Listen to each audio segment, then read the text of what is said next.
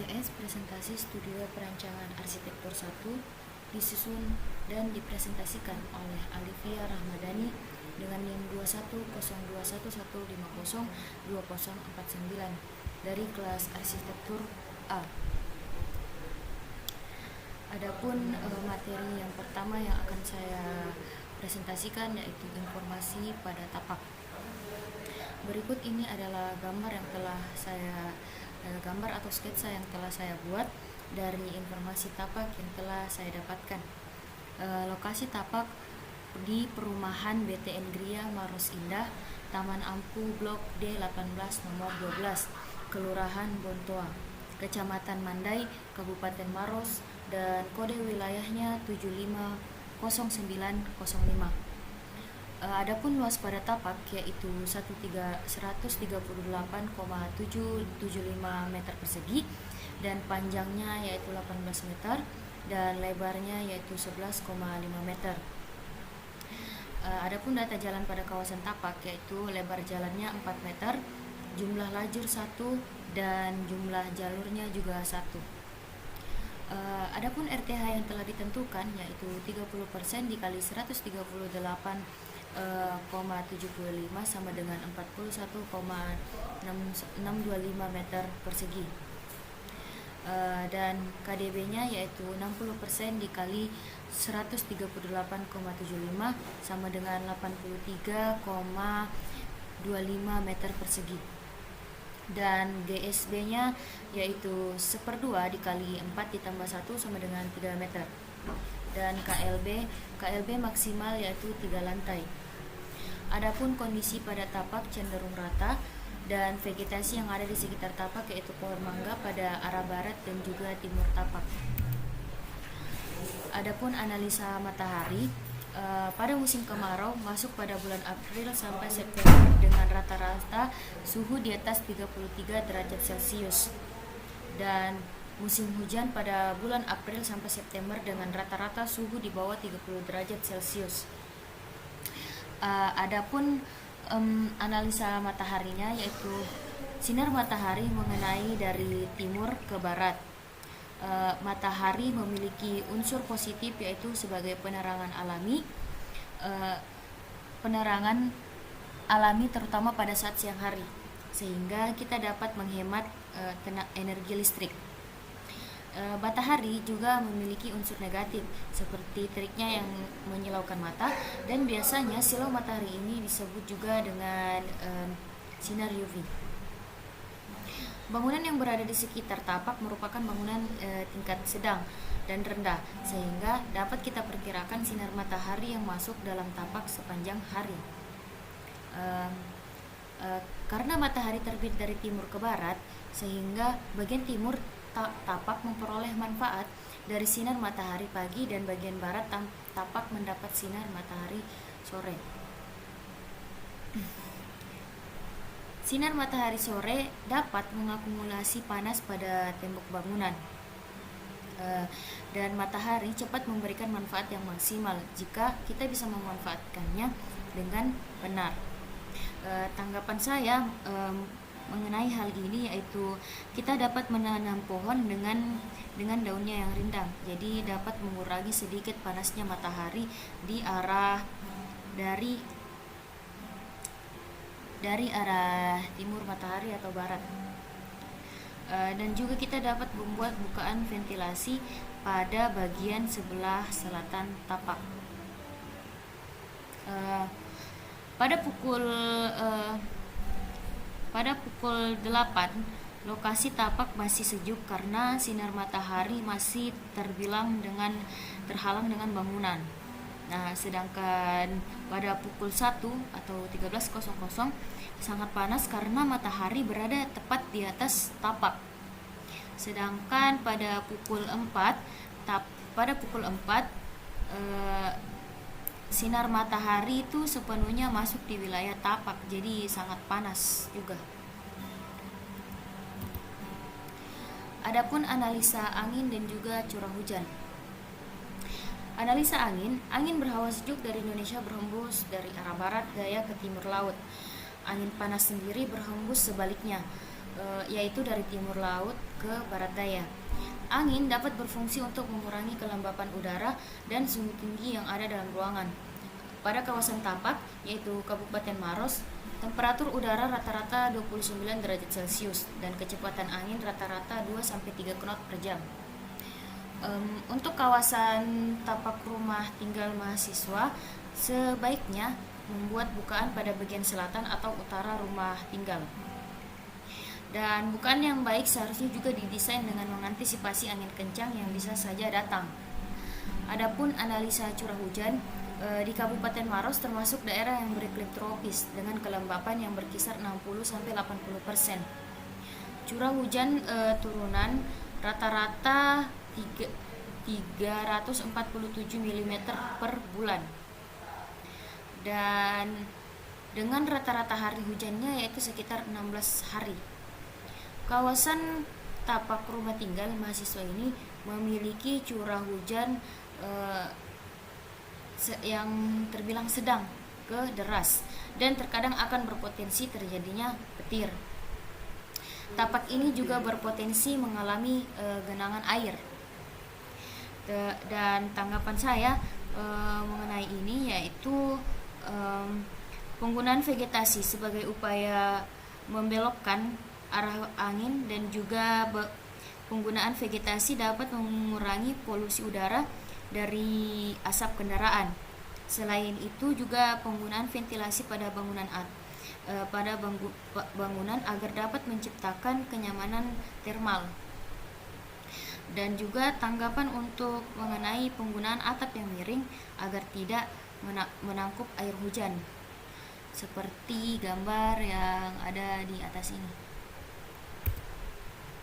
Adapun analisa kebisingan, kebisingan biasanya dipengaruhi oleh lingkungan sekitar.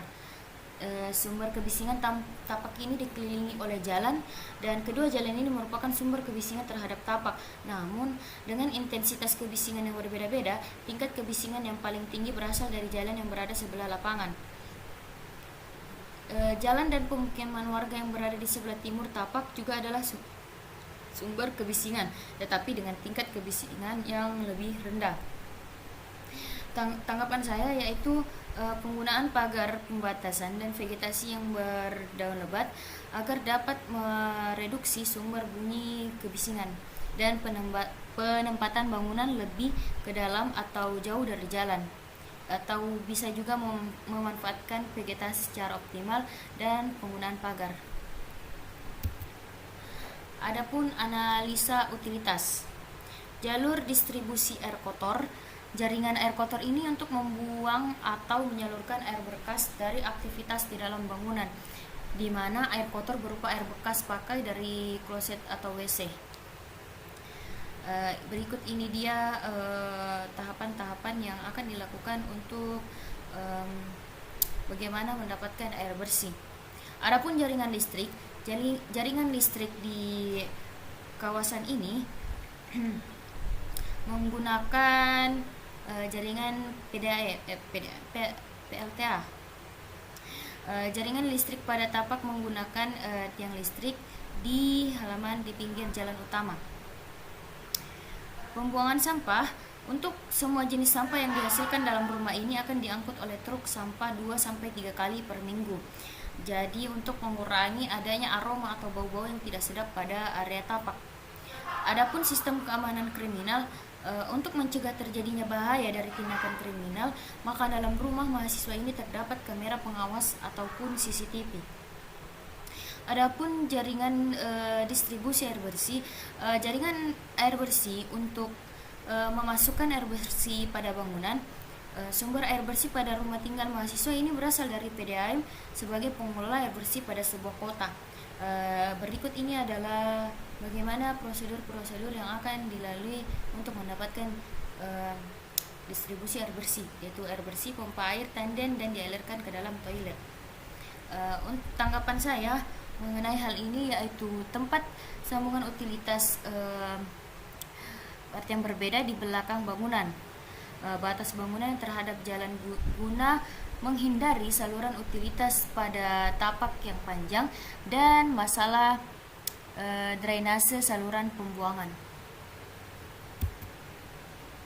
Adapun data existing pada tapak ini yaitu di sebelah selatan terdapat rumah warga sekitar dan sebelah timur terdapat jalan dan rumah warga, dan setelah dari itu terdapat rumah warga. Adapun kebutuhan ruang dan pola aktivitas dari penghuni. Jumlah anggota pada mahasiswa ini terdapat ibu, anak pertama dan anak kedua. Ibu sebagai IRT dan anak pertama sebagai mahasiswa atau pelajar, dan anak kedua yaitu pelajar. Analisis kebutuhan ruang pada tapak ini disesuaikan dengan jumlah penghuni yang berada dalam rumah tinggal. Dari jumlah anggota keluarga dapat diketahui melalui pola aktivitas setiap anggota keluarga. Adapun pola aktivitas penghuni dari ibu rumah tangga yaitu tidur, perawatan diri, makan, mencuci, menjemur pakaian, membereskan rumah, istirahat, memasak, mandi, makan, kumpul keluarga, mencuci, dan kembali lagi tidur. Adapun pola aktivitas dari anak pertama mahasiswa atau pelajar yaitu tidur, perawatan diri, mencuci, makan, belajar, istirahat, mandi, makan, kumpul keluarga, mencuci, dan kembali lagi pada aktivitas awal yaitu tidur. Adapun pola aktivitas penghuni anak kedua atau pelajar yaitu tidur, perawatan diri, mencuci, makan, belajar, istirahat, mandi, makan, kumpul keluarga, mencuci, dan kembali lagi pada aktivitas pertama yaitu tidur. Adapun kebutuhan ruang pada setiap penghuni yaitu di ibu, kegiatannya itu memerlukan ruang kamar tidur sebagai kelompok ruang private, dan juga ruang dapur atau makan sebagai semi privasi, dan ruang tamu sebagai semi public, dan ruang keluarga semi private, laundry private, teras itu public, WC atau kamar mandi private, dan taman itu public. Adapun anak pertama yaitu anak laki-laki, ruang yang dibutuhkan yaitu kamar tidur sebagai kelompok ruang privasi, dan ruang tamu semi public, kamar atau WC private, dapur atau ruang makan semi private, ruang keluarga semi private, teras itu public, carport public. Adapun kebutuhan anak kedua yaitu ruang kamar tidur sebagai private, WC atau kamar sebagai private, dan ruang tamu itu semi private. Adapun ruang keluarga juga semi private, dapur atau ruang makan semi private, laundry itu private, dan teras public. Adapun dena yang telah saya buat atau dena yang telah saya rancang melalui dari tapak tersebut yaitu ada kamar tidur yang bersebelahan, dan di depan kamar tidur anak yang kedua yaitu ada dapur, ada ruang makan, dan juga ruang keluarga. Untuk kamar tidur anak laki-laki itu berhadapan langsung dengan ruang keluarga dan juga ruang tamu. Di sini juga saya memfasilitasi memasukkan garasi atau carport untuk si anak laki-laki. Adapun teras dan juga taman. Untuk di sebelah kanan ini ada kamar tidur utama untuk sang ibu, dan di dalamnya itu ada WC pribadi untuk sang ibu. Adapun di samping itu ada juga tempat jemuran dan ruang cuci, WC atau kamar mandi. Selanjutnya bubble diagram. Bubble ini menentukan bagaimana setiap ruang itu saling berkaitan satu sama lain. Garasi, teras, dan taman ini termasuk publik, di mana garasi, teras, dan taman berada di bagian luar ruangan. Adapun ruang tamu, ruang keluarga, dapur, dan ruang makan ataupun kamar atau WC, kamar WC di samping kamar utama yaitu semi privacy. Jadi tamu atau keluarga yang lain bisa menggunakan ruangan tersebut. Dan untuk kamar tidur anak, tempat jemuran, laundry, dan lain-lain itu termasuk privasi untuk sang penghuni. Adapun tampak depan atau fasad yang telah saya buat seperti gambar di samping ini.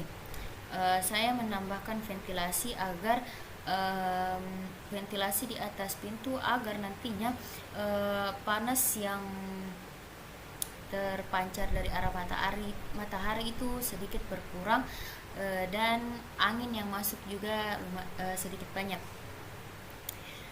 Skala yang saya gunakan yaitu 1:50. Adapun tampak samping kanan yaitu sengaja di sini saya tidak memberikan penuh gentengnya atau atapnya supaya pada saat menjemur ini bisa cepat kering gitu, karena di samping ini kan tempat jemuran dan bisa juga sebagai ventilasi tambahan.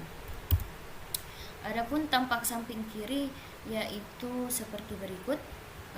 Dapat dilihat ini adalah area kamar dari sang anak yang pertama dan anak yang kedua. Saya menambahkan ventilasi agar panas yang terpancar nantinya sedikit berkurang. Dan adapun tampak belakang ini seperti di tampak samping tadi, tidak saya penuhkan gentengnya atau atapnya karena untuk tempat sebuah jemur pakaian ya, penjemuran pakaian. Dan yang ini adalah ruang di dalam ini ventilasi untuk ruang makan dan dapur. Dan sebelah sini adalah kamar dari sang anak. Oke, adapun potongan AA-nya dan juga pondasi yang saya gunakan yaitu pondasi cakar ayam, dan untuk konstruksi atap menggunakan konstruksi atap kayu, kuda-kuda kayu. Baik, cukup sekian. Assalamualaikum warahmatullahi wabarakatuh.